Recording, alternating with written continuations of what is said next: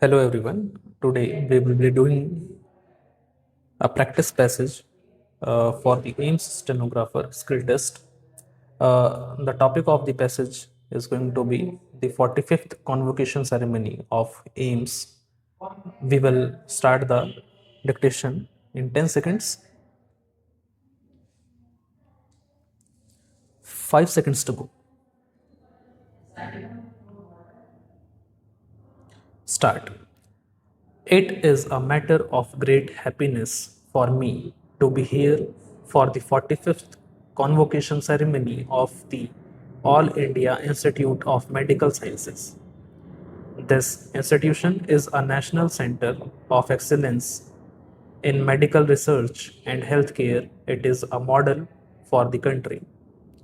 The name AIIMS has become a byword for quality, commitment, and rich experience. The faculty and doctors, as well as the students, are the pride of our medical fraternity and our nation. As you go into the world, a world that needs your services more than ever before, please remember that you need to give back to society. It is true that you need to be legitimately rewarded for your academic excellence, your medical skills, and expertise. Yet, as doctors, your services must be available both to those who can afford your fees and also to those who are less fortunate and cannot afford. Disease does not distinguish between rich and poor, but unfortunately, the poor suffer the most. It is for society to profit from medical sciences. It is not for medical science to profiteer from society. Patients and their families have great trust in you and see you as next to God. It is upon you to ensure that the trust is given due respect and that you treat them with care and compassion. Pointing out the shortage of doctors in our country, we need a new regulatory system to enhance availability of doctors and medical professionals in our society.